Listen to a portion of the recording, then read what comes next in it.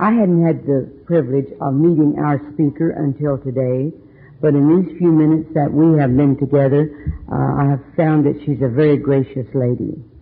We have known her husband for some time, and I know most of you have, and we have loved him and loved his talks.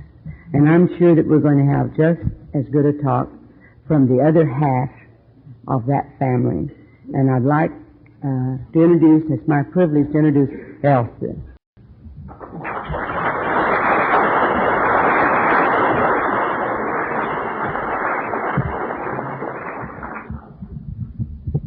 Thank you very much for those kind words. My name is Elsa, and I am a very, very grateful, comfortable, happy member of Al-Anon. Hi. Before I forget it, I want to thank you all for asking me to come up here today. I love this North, mostly because I was born in San Francisco. So my heart is always up here, even though I have lived down south for many, many years. I wonder if alcoholics, as a rule, have any idea really how the Al-Anon member, or the non-alcoholic member, rather, of the family really feels. Because communication seems to be one of our hang-ups. We have a deadly time with communication.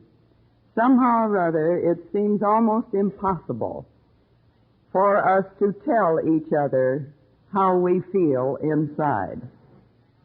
Now, you go into an AA meeting or an AA gathering of any kind, and they're very quick to tell each other how they feel inside. And we Al-Anons, when we get together, we're very quick to tell each other how we feel inside. But just let us go home, and that's another story.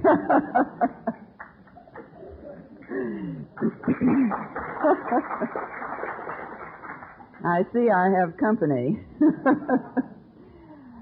I've often wondered if many of us, both AA and Al-Anon, don't have a little habit of taking off our program when we walk in our front door. I said this at a meeting down south one time, and a gentleman came up to me afterwards, and he said, "You made a point there that has never occurred to me before." And he said, "I can see now that when I open my front door, I take off my program just like I take off my overcoat. Because old habit patterns are strange things. And it's been so close to us. And it's too familiar. And the old habit patterns of reverting seem to be there. I know there's a psychiatrist that said some time ago that old habit patterns have a way of repeating themselves with monotonous regularity. And I think this is true. But this is one of the beauties of this program, if we will but see it. Because alcoholism is a family problem. There's no getting away from it, and it's a family sickness. Even you can call it a family disease. Because we non-alcoholic members of the family have an obsession that is just as strong as the alcoholic's obsession for booze. And that's the alcoholic. And we can't get our eyes off of him. And we watch every move he makes. And we make book on him, and we figure out what he's going to say, and how we're going to answer him, and or her. And 9 times out of 10, they're not thinking the things we think they're thinking at all. But it's a sickness with us that takes us, many of us, into institutions. I know many Al-Anons that in complete and utter frustration and emotional madness have gotten into a car and driven all over town wildly through stop signs and red lights and haven't even known where they've been or what they've done. And many of us die from it too, believe me. I've been working with a little gal down home who called me one day in such a state. She had been advised by a member of Al-Anon to at least give me a call. And this little gal with 5 children and an alcoholic doctor husband had gotten into such a state that she was even afraid to cross the street. She couldn't even go and shop for her family, and she had 5 children. She would go to bed and pull the covers over her head and sleep because she thought she was losing her mind. And she was about to go to a psychiatrist. And I said to her, "My dear, why don't you try Al-Anon for a little while? Come to us for 2 or 3 months." Because Al-Anon does exactly the same thing that a psychiatrist would do, except that it's a do-it-yourself program. And it won't cost you anything. And try it. And if it doesn't work after 2 or 3 months, then God bless you. Go ahead and go to your psychiatrist. Well, she's still coming to Al-Anon. And the change in her is so dramatic that you wouldn't believe it. She has learned to stand on her own 2 feet. She has learned the basic tenet of our both AA and Al-Anon, and that is a way to live in comfort and in peace and joy within yourself, in spite of what's going on around you. Because this, to me, is the thing that we find in this program through the practice of these beautiful 12 steps. It has done things for me that I couldn't believe could have been done.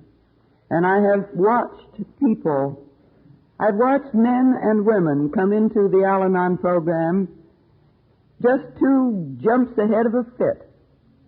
Just miserable, absolutely miserable, and usually contemplating leaving or divorce or something of the sort, and watch them over a period, sometimes short, sometimes long, change, and come back looking like the pretty person that they were in the beginning, that they had lost along the way. And I know this is what has happened to me, because you have given me back something that I lost during the alcoholic years. As your leader said, most of you know my good husband, and you know what a strong personality he is. He comes on like a flash, you know. And living with a person of this kind is not always the easiest thing in the world for the partner, because it has a tendency to squash you down to where you're a complete and utter nothing. And this is what happened to me. I don't believe that there is anything that is quite so heartbreaking that causes the man of her dreams, big, handsome, charming, smart, wonderful guy, and falls deeply and hopelessly in love, and has every ideal under the sun of what marriage is going to be. Beautiful lifetime together, beautiful children. It's going to be just a ball. It's going to be lovely. And then to watch this person that you have married, who has every potential for success and to be a big man, watch him day by day, month by month, and year by year, disintegrating before your very eyes. And you don't know, as I did not know, because you see, my husband has been in AA for 23 years. So this was a long time ago, when there was no AA, and there definitely was no Al-Anon.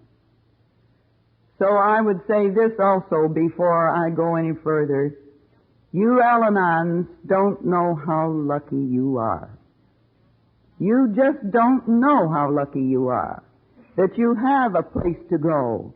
You have people to talk to. You have a program to follow. You have a way of life that will give you that peace and serenity. I don't care whether you've got a practicing alcoholic at home or not, because this is an inside job. But as for me, there was no place for me to go. I had no one to talk to. And I certainly did not understand, could not understand what was the matter with my husband. I thought it was deliberate on his part. And I kept thinking, this man's smart. He has brains.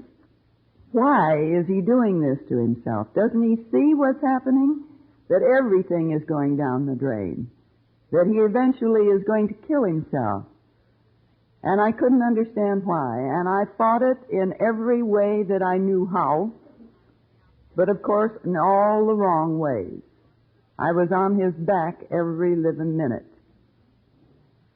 And how many of you alcoholics, Al-Anons, have heard your husband say, "Get off my back"? We have a little pamphlet down home that's called the Do's and Don'ts. And it's really quite a thing. I didn't do any of the do's, and I did all of the don'ts and more. Because I poured the liquor down the sink, I hid the car keys, I railed and I ranted and I screamed and I yelled and I cried and I gave him the silent treatment and I went around with a sad expression, you know. And I gradually, by degrees, retreated within myself and dropped most of our friends because I couldn't want to be embarrassed anymore. And this is something that I have to laugh about now because really, why would I be embarrassed over what my husband did? I wasn't doing it. He was doing it. He was the one that should have been embarrassed. And this is one of the things that I think we have great problems with. Learning how not to be embarrassed by what our drinking husbands or wives or children do. Because I don't think that people are embarrassed for you, they're embarrassed for him. But it's amazing what can happen when you do learn something about this program. I had been, I was and still am, an only child, raised by parents that were extremely strict because they were afraid that I'd be spoiled. And I never was allowed to make a decision. I was always told what to do and how to do it and what to think. And if any of you have children, I hope to God that you will allow these young people to make some decisions and allow them to take the result of their behavior, because apparently it's the only way we learn, and it's the only way we learn how to stand on our own 2 feet and be a person, to be an individual. The time finally came with me because my husband was one who had to go completely to the bottom before he could give up, to the point of alcoholic convulsions and DTs and all the works. And having been a devout coward all my life, and having always thought I was such a good woman, which seems to be almost universal, you know, quite a shock when you find out you're not as good as you thought you were. But I finally was pushed into a corner that I couldn't get out of. And I am one who doesn't really do anything about anything until I have to. I'm lazy. And I have found that the only growth that I ever make is when I am pushed into a corner and I get so uncomfortable that I can't stand it, and I have to get busy and do something about it. But I can see now that every step in growth that I have made in all these years around this program has been when I have been pushed into a corner. So I don't say that these difficult times are bad. Like my husband, I say they are good, because they have taught me lessons and it is through these lessons, I think, that I have finally come to the point where I can stand before you and say, I'm happy, I'm comfortable, and I'm at peace with me. But it's taken a long time because I'm slow. I'm one of these slow learners. There's a gal in this audience that I heard talk a number of years ago. I think probably could be probably 10 or 12 years ago. And she's the first Al-Anon gal that I have ever heard that told my story. And she said before the meeting started that she was going to listen today to see if she felt the same way about me. She's the wife of your ex-trustee. But I had a rather strange childhood. I was a born athlete as a young person. I loved sports. And I loved to play with the boys because the boys played the kind of games that I enjoyed. I was strong, husky, and used to get teased a good bit about it because I was quite muscular and a good bit larger than I am now. And in fact, I think I weighed close to 165. And once in a while, they used to call me Hippo. I never felt really comfortable in normal boy-girl relationships. But if I could be a companion and a pal and play in games of sport, then I was comfortable. Like so many of the alcoholic women, I didn't particularly like women. I didn't trust them. But I thought they all had their claws out, you know. But strangely enough, on the other hand, the only talents that I possessed were in the artistic field, in art, drama, and music. And this doesn't do for a very well-integrated personality, I don't believe, and I never felt really very feminine. And I was always disjointed. I just wasn't comfortable. I couldn't do the things that the other girls did. I couldn't flirt. I had no line. I would go to a party and sit in the corner and be miserable, and usually was the wallflower, you know, that never was asked to dance. Until I got into a play in high school. One of my friends inveigled me into trying out for this play. And strangely enough, I got the part I tried out for, and stranger still, it was the part of a young widow who was a very decided flirt. How incongruous can you be, you know? And I remember very well my mother telling me that she had sat down in front of the stage during rehearsal one day next to the coach. And the coach turned to her and said, "You know, that's one of the most beautiful speaking voices I ever heard. But what in God's name are we going to do with that body?"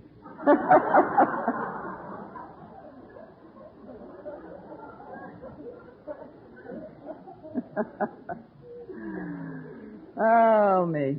Those were the days. And I remember so well the first evening dress I ever had that was sleeveless. And I was putting on my makeup or fixing my hair or something, and I happened to glance down, and here was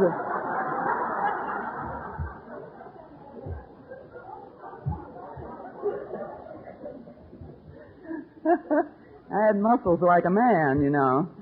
But the day came when that all melted away, thank God. I don't have that to worry about today. But it gave me a very strange inferiority complex that I think followed me all through my life until just a few years ago. Because I never believed anyone when they told me that I had done a good job.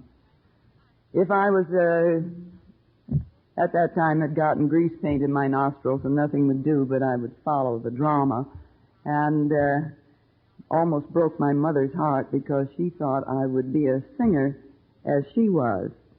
But the day finally came when I met this young man that I told you about, and nothing would do but I would to get married. Along the way we had 2 sons, and as I said, when we finally came to the point of no return, I finally forced myself to start divorce proceedings. And fortunately for me and for our family, it came at the same time that my husband's particular low happened, and he came to AA. And the relief was so tremendous. I just can't tell you what the relief was. But you know, even with all this tremendous relief and the joy of a quiet household and all the rest that comes with the joining of AA, well, I can best illustrate it by saying that one of my friends said to me one day, "Elsa, you look just like a contented cow." And that's more or less the way I was. I was just like this, you know. But from that time on, I became the shadow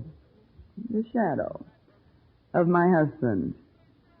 The good little wife that followed him around in the background, you know, that never opened her mouth, made the coffee and served the cake and took care of the needs of the AA people that were continually, it seemed, at our house. And this went on for years. 6 years around AA before Al-Anon came into being.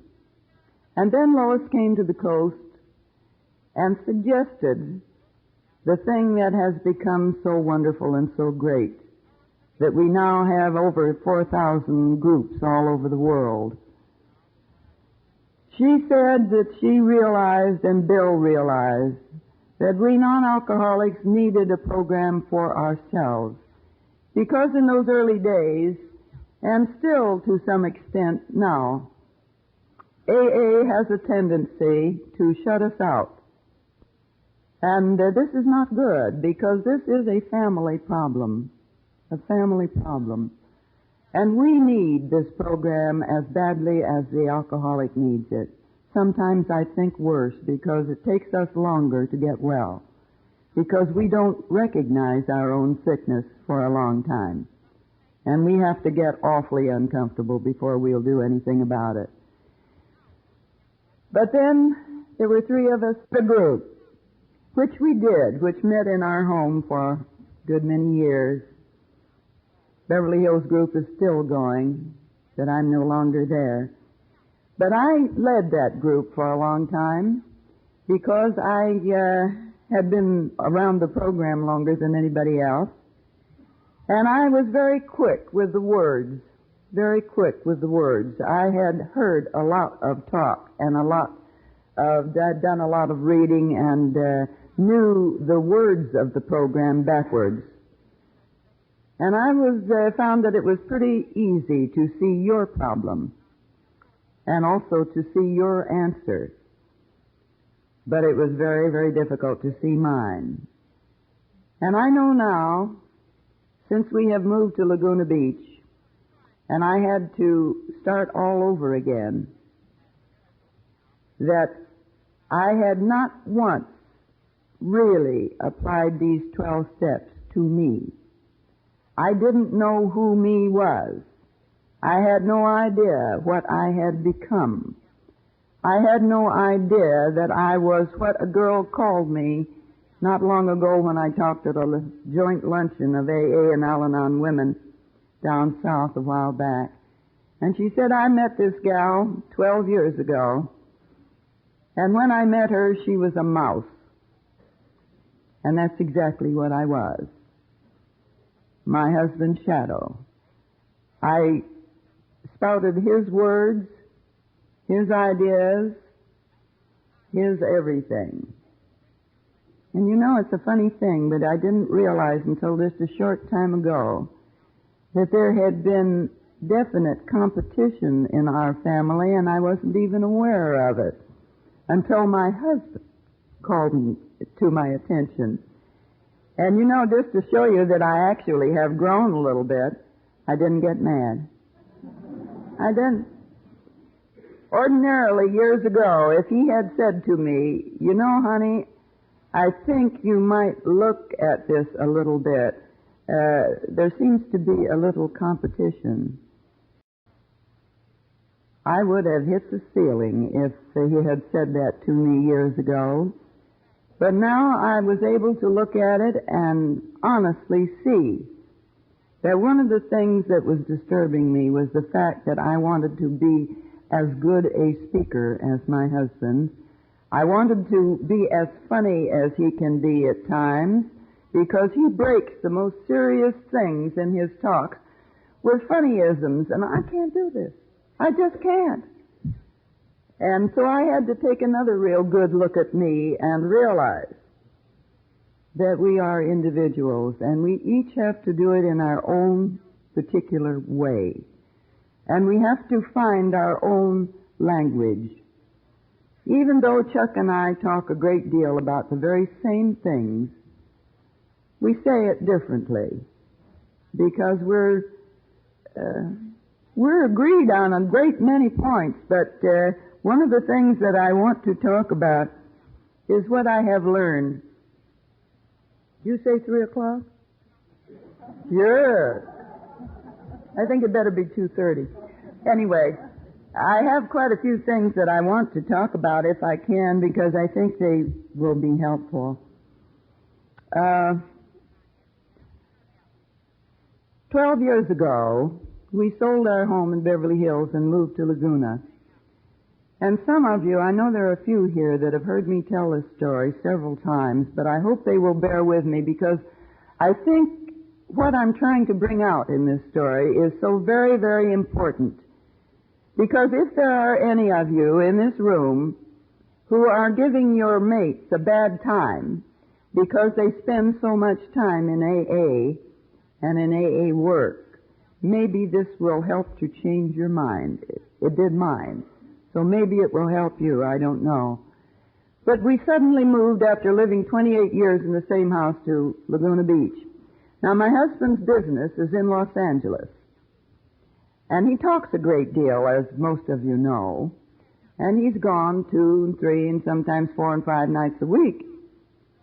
And when he goes from his office in town. He doesn't come home and get me like he used to when we were in Beverly Hills. So here I am, stuck down in a new community, knowing very few people, and I'm left alone 2, 3, 4 nights a week, and you know exactly what happened to me. I reverted almost completely to my old stinking thinking. I began to feel very sorry for myself, and I thought, my Lord, he's been talking for 15 solid years now. Isn't it time he slowed down and gave me a little more time? You know? After all, I'm not getting my just due. I'm not getting my proper respect. He owes me something. I have rights. This is one of the things that gives us more trouble than anything under the sun. I have rights. I've come to see that we don't have any rights, if you want to know the truth of it. But anyway, I got myself into a dither, and I began to put a good bit of pressure on Chuck to slow down. And the poor guy saw my dilemma and knew that I was unhappy, and he tried his level best to slow down. For about 3 or 4 months. He would only talk maybe, twice a week at the most, you know. Thanksgiving came along, and the family were sitting all around the Thanksgiving table, and he said, I've got something to say. I've been trying desperately to slow down, and I'm getting so uncomfortable I can't stand myself. Now, he said, I cannot afford to be this uncomfortable. And how can I say to one, yes, I'll talk for you, and to the other one, no, I won't talk for you. I've got to go home and be with my wife. Now, he said, I'm going to have to go when AA calls. If I get a 12-step call in the middle of the night, I'm going to have to go. and you will have to adjust yourself to it. Well, I didn't like it very well, because I still was pretty sick in the head, you know. But suddenly I remembered something that had happened in the very, very early years of Chuck's sobriety. He had been asked to talk on Christmas, and I hit the ceiling, and I said, "How dare you make a date on Christmas? This is a family day. You don't have any right to make a date on Christmas."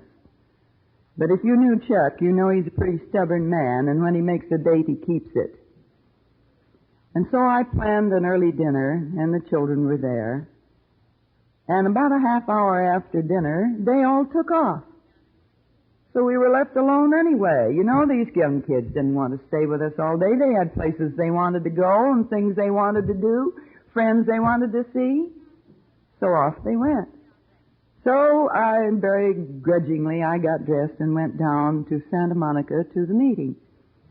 Well, there were two very, very drunk winos in that meeting that night that had just been pulled out from under the Santa Monica Pier. The following Christmas, he was asked to talk again. And I went with him a little less grudgingly this time. And one of them was leading the meeting, and the other one read the steps. And for the first time in my life, I could see what kind of a program we were in. We are in a life and death program. We are in the business of saving lives. And whatever we non-alcoholics have to do in the way of giving freedom to our alcoholic spouse or son or daughter or wife, we have to leave them free to do, because they may be saving a life. And I think this takes the necessity out of the picture to feel sorry for oneself, because I found that I had to then get busy and make my own life and find my own salvation, if you will. And my youngest son gave me the clue. He said, "Mom, why don't you start another Al-Anon group?" And this I did. And this was the beginning of the Laguna Al-Anon daytime group. And since that group started, 5 more have sprung up in the Bay Area there. And it's a going concern, believe me. But what it did for me is something that I will be grateful for the rest of my days, because that group has taught me about me. They have taught me what to do to get myself out of this thing that had followed me for so long. Because you see, I had learned in those days of fooling with dramatics how to put up a front, and nobody ever knew how I felt inside. And nobody ever knew how scared I was, and how I shook from the top of my head to the bottoms of my feet when I had to get up before an audience. And so I never was really me. And I began to see that one of the things that had given me more trouble than any other one thing was my terrible need for approval and my fear of disapproval. Because I was always trying to do the thing that would make you approve of me, because I couldn't stand your disapproval, and especially my husband's. So I never was myself. I was always trying to be like you, or like you, or like you. And it's an uncomfortable spot to be in, believe me. And so I began to see that in taking my inventory, that one of the things I needed to do was to get rid of this need. And I did it in a sort of a strange way. I thought, well, I'm the only me that I can be. And like old Popeye, I'll just say to myself, well, I am what I am, and that's all I am, and if that isn't good enough, that's all I've got, you know? That's all I've got. because I had been so terribly nervous over the first talk that I was supposed to give. And my husband said, you know what's the matter with you, don't you? And I said, no, I don't. He said, you want this. And when I could see it, then I could get up before you and talk out of my heart and not be concerned with what you thought about the kind of a talk I gave. You asked me to talk, so I come up here and talk, and if it's good, bad, or indifferent, that's all I've got. That's all I've got. But I'll do the best I can one day at a time to try to learn how to live this way of life. I would like, strangely enough, it was only just a few years ago that I finally found out the real reason for this need for approval, that is, as far as I am concerned. And remember, please, that I am not speaking for Al-Anon. These are my thoughts and my ideas and what I have learned that fits me. I am not speaking for Al-Anon as such. Something that my husband had taught me years ago that I've talked about for years and years and years, and that is this thing of doing what you do for free and for fun with no strings on it, and loving for free and for fun with no strings on it, and getting rid of barter, so to speak. And all of a sudden, just not more than 2 or 3 years ago, it hit me like a ton of bricks that the reason that I needed that approval so terribly was because I wasn't loving for free. It's as simple as that. And when you can see it, it does wonderful things for you, and I'm not always able to hang on to it. Don't misunderstand me. I revert as often as anybody does, especially if something happens very suddenly to me. But I'm learning the hard way, and you know, growing up is rather painful. It's rather painful. But this loving for free is the very thing that we talk about in Al-Anon so much, our release with love. Release with love. To me, this is the most marvelous thing in the world when we can get hold of it, because it's the thing that makes us free. Release with love. In the East, they call it emotional detachment. I don't like it. It's cold. And one of the things, I think, one of the reasons why we have such marvelous AA and Al-Anon in California is because our AA and Al-Anon is so warm and so friendly and so loving. The East is very reserved, you know. I think they'd do well to learn a few things from us. I heard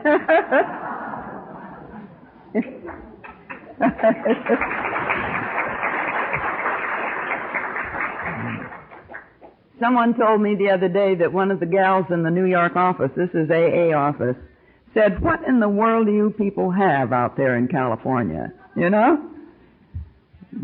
Let them come out here and find out. Let them come out.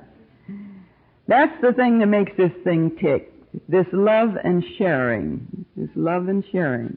But what do I mean by release with love? A lot of people don't seem to understand. A man said to me one night at a meeting, he said, "It sounds like friendly divorce."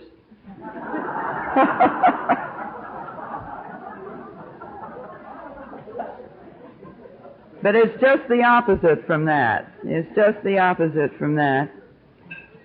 Release with love. To me, it means giving every person in the world the dignity of a human being. The dignity of a human being. Because every human being has dignity. Because we are all God's children.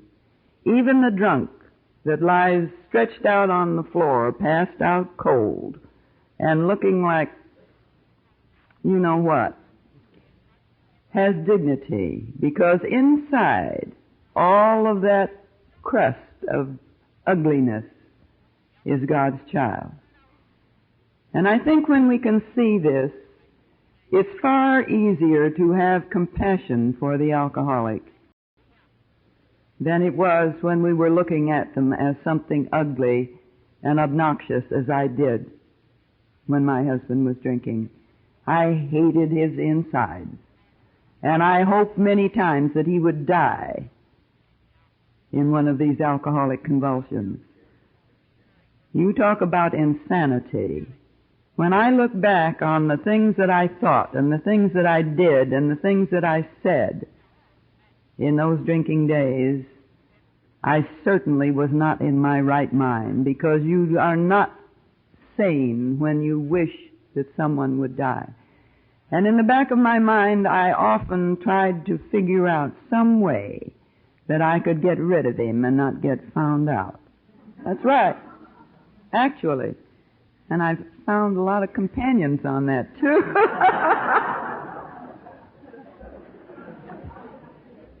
To me, I was trapped. It was hopeless. This guy was never going to sober up, you know. But strange things happen if you just give it time. Just give it time. Where was I? Lost me. What was I talking about? Oh, yes. To give everyone the dignity of a human being. To give them the freedom to find their own answers in their own time, in their own way, without interference from us. To give them the right to take the result of their behavior, the right to find out from making mistakes, the right to make mistakes and to be wrong. I think we claim this for ourselves. I don't know why we shouldn't give it to every human being. And you know, this does something for me, at least, that nothing else could have done. It takes judgment out of the picture. I no longer can judge anybody because I don't know what's going on inside of that person. I don't have any conception of the hurt or the agony or the anxiety or the self-condemnation that goes on inside of an alcoholic's mind. I've heard my husband say many times that one of the things that is most difficult for the non-alcoholic to understand, when the non-alcoholic says to the alcoholic, as we all seem to do, if you loved me, you couldn't possibly do this to me. And tell them that it's because you love them that you do it to them. This is a difficult one for the non-alcoholic to understand, but I think I understand it today because he could see what he was doing to his family, and the only relief he knew was to wash out his mind with booze and not have to think anymore. I can see that now, but it's pretty hard and it takes a long time. But that is something else that we impatient people have to learn, is that it takes time. How long it takes, and what it takes, both with the alcoholic and the non-alcoholic. Release with love. It's just the opposite of rejection. Just the opposite. To hold close with open hands. Because no one likes to be possessed. And no one likes to have you demand attention. It makes them want to run. It does me, and I'm not an alcoholic. It makes me want to run.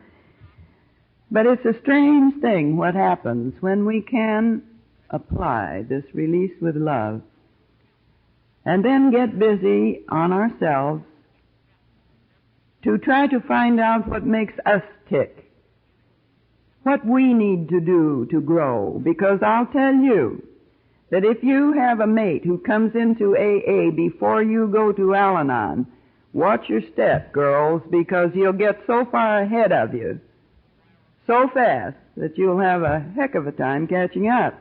Believe me, because this was my experience.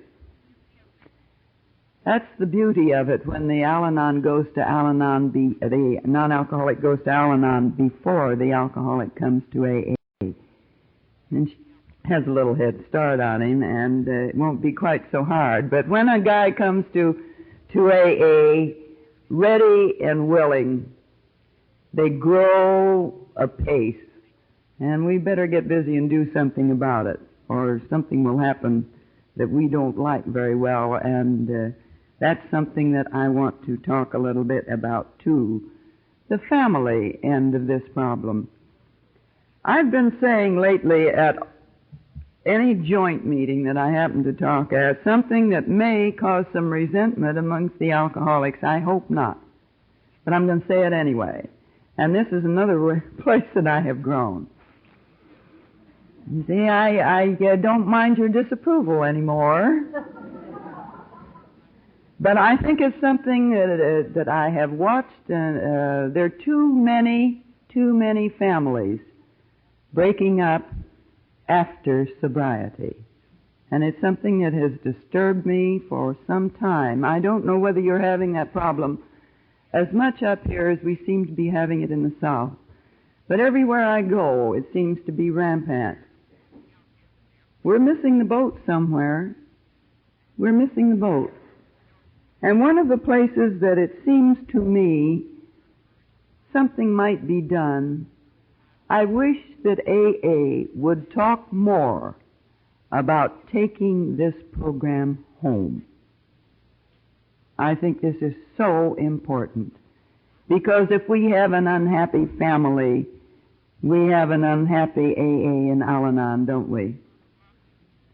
What is the use of this program if it doesn't bring us closer together? Because then when one member is in Al-Anon or Alateen and one is in AA, it's identically the same program. Each of us are working the program in our own particular way. Then perhaps we can have communication for the first time in our lives. Because at long last, we are able to share with each other rather than to tell each other. And the necessity to argue and to convince the other fellow that we're right and they're wrong goes out the window, because we give each other the right to our own opinions, and we can discuss without arguing. How beautiful it is when you see a family that is going down this pathway separately but together, like two railroad tracks. And my husband brought something to mind the other night when I said that. He said, do you realize that when you look at two railroad tracks, that way off in the distance, they come together? And it's beautiful. And the families that I see that are each practicing these principles to the best of their ability have peace and joy in their households. And the children that are going to Alateen are finding answers for themselves, but they find it in their way, and it isn't necessarily our way. And one of the reasons why we have such great difficulty, I think, in communicating with our young people, and this is the cry that is all over the world, we can't talk to each other. Parents can't talk to their kids, the kids can't talk to the parents, the husband can't talk to the wife can't talk to the husband, nations can't talk to each other. It's crazy. And it's what's wrong with the world today, I am sure. Because we have to tell each other all the time from up here where we sit, and we're not willing to share one with another. And I think, too, one of the reasons why families are breaking up sometimes is because we are growing, changing people. Those of us that are trying to live this program one day at a time. Each day, practically, we're new people. New people. And there has to be a tremendous amount of readjusting all the time. almost daily. But the willingness and the flexibility to adjust is the thing that we need to learn how to use. The willingness to be flexible. Because so many of us non-alcoholics I know are managers. We're the managing type, a lot of us, and we want things the way we want them, and it's pretty hard to give up the whip hand, you know. But I think in Al-Anon we learn something else that I think is tremendously important. We learn the light touch. The light touch. We non-alcoholics have an awful tendency to be too serious. Much too serious. And we go around with long faces and sad eyes. And why shouldn't the guy get drunk? We're just adding to his guilt. You know? I would think that any man that comes home at night, drunk or sober, and sees a sad-eyed, serious woman sitting around the house, that he want to go out and shoot himself. I would. And there are times, too, when I must admit, I've seen a few wives that I don't blame the husband for getting drunk. You want to know the truth? Maybe I was one of those. I don't know. Oh, my, but it's so wonderful to be able to laugh at yourself. So wonderful. Because I took myself so terribly, horribly seriously. And I took those steps and I beat my brains out, digging for defects of character, tearing myself apart and beating my breast, I'm not worthy, I'm not worthy, I'm not worthy. And I've learned at long last, it's taken me a long time to learn this, and I'm trying to, my best way I can, to pass it on to anyone who will listen. My feeling about this, and that is you take those first 3 steps to the best of your ability, and you come to the 4th, the inventory step, and you look at yourself as well as you can at the moment. And you also try to find some good things about yourself. And then the 5th step says you share it with someone else.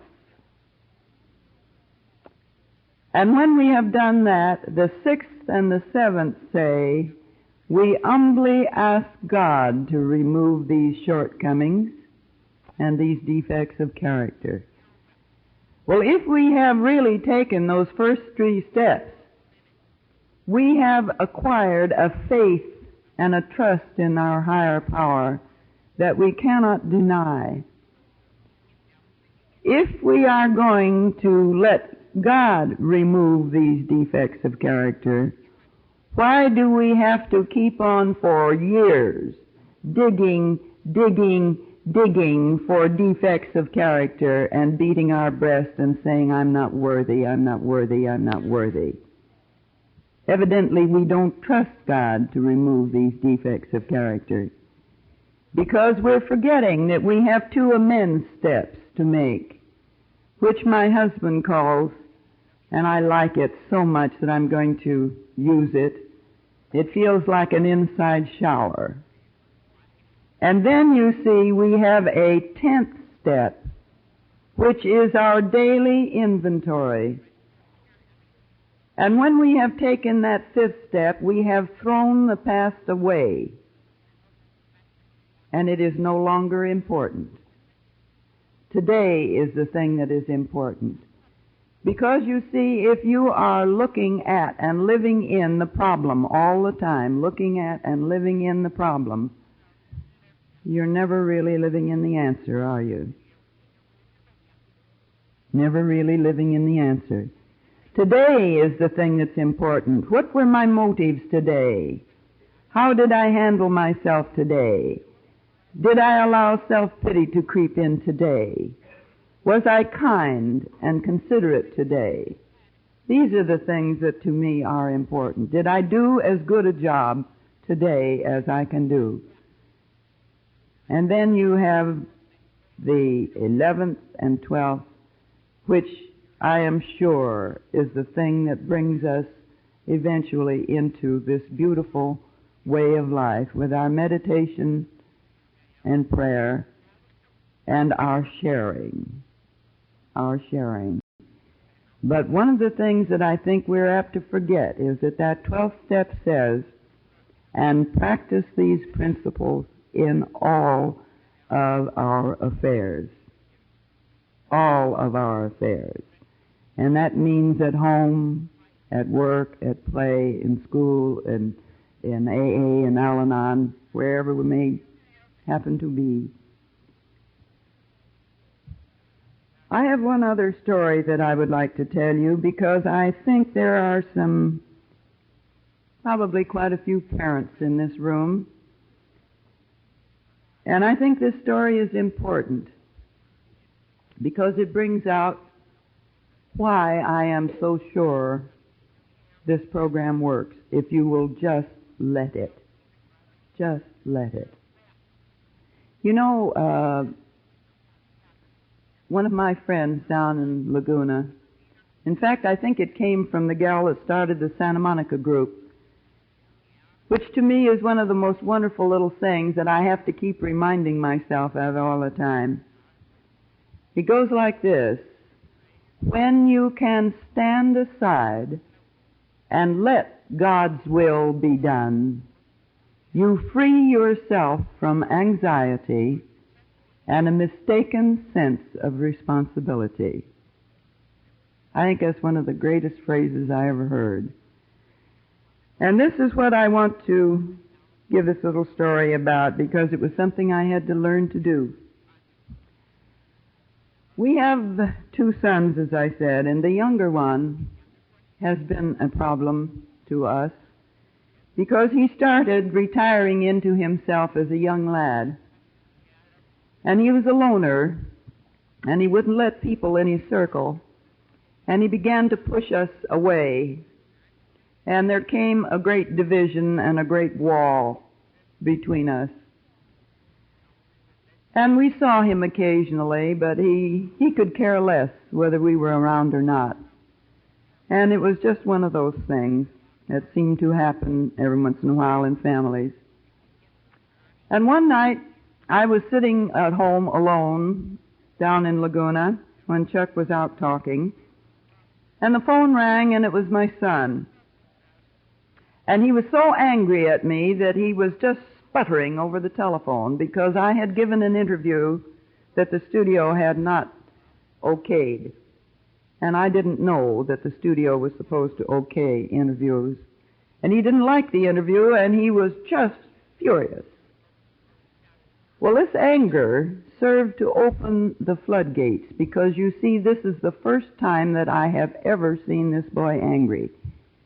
He had lived behind a front all of his life, too, and he never showed anybody what he felt inside.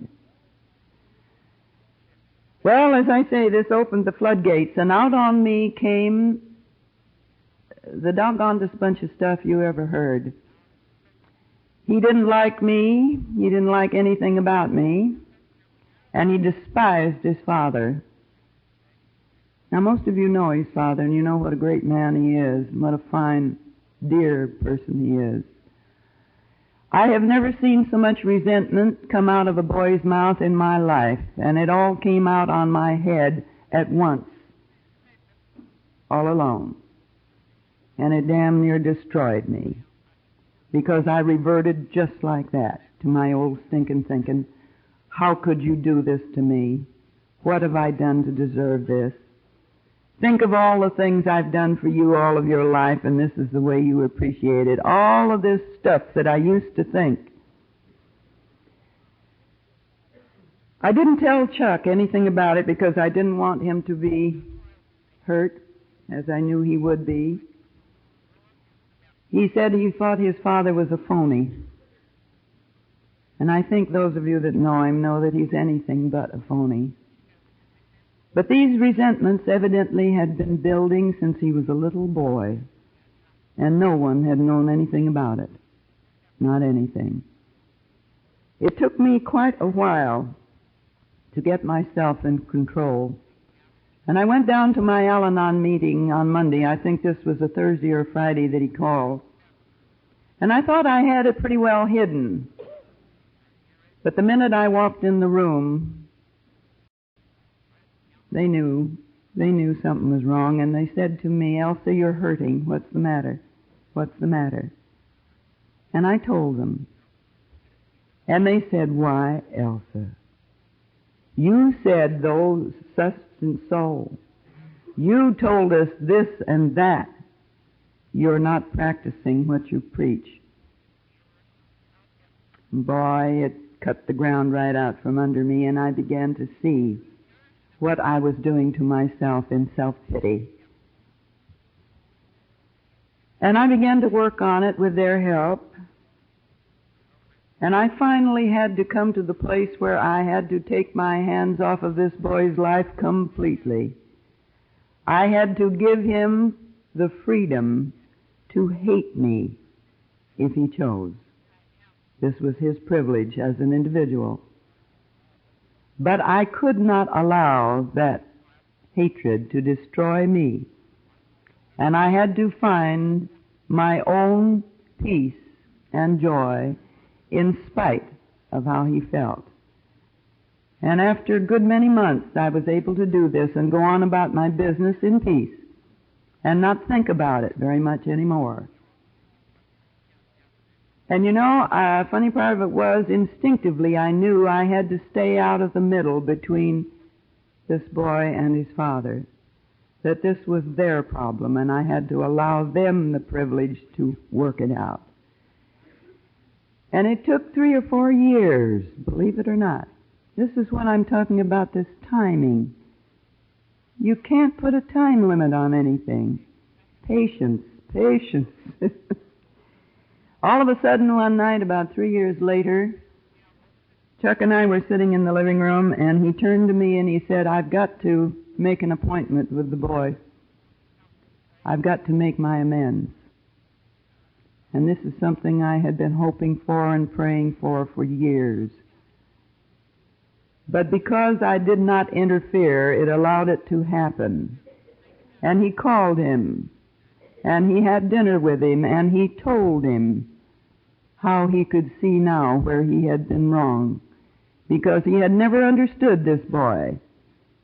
Because Chuck is an earthy guy, he's a businessman, and the boy happens to be an artist and an actor and a singer. And they just didn't understand each other. So, he told him, he said, "Do you remember when you tried to explain modern art to me, and I made fun of you and said that it was the product of a morbid imagination?" And Dick said, "You bet I do. You bet I do."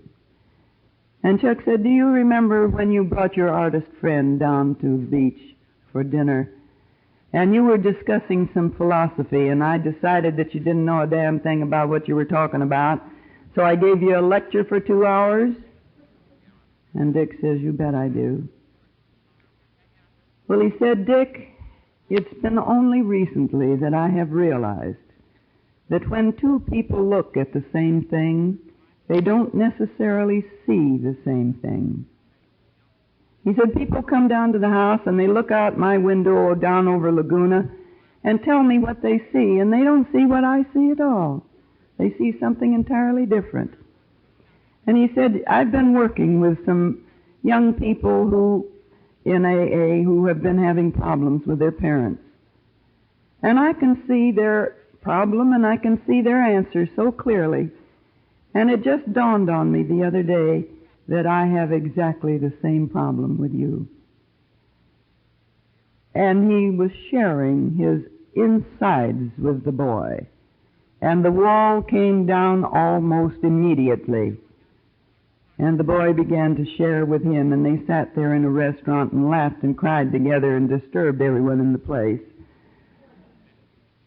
And this summer we began to get letters from the boy. He was over in London. "Please come over. I'm dying to show you London." And we thought this was nice, but we didn't think we'd do anything about it. And one day we got a letter from his agent over there, who was a young man just a few years older than he is, saying, Dick has talked about you and your husband so much and is so anxious for you to come over that I would like to add my plea that you come also. And Chuck says, go on and get packed. Let's go. Let's go. And we spent 2 beautiful months. We had 9 days in his flat with him alone, 4 flights up and no lift. Beautiful days. And one afternoon when Chuck had gone to an AA meeting in London, Dick and I were sitting in the living room, and for the first time in my life, I've never been able to talk to this boy. Never been able to, except on the surface, you know. I said, Dick, you know, it's a funny thing, but I've always been scared to death of you.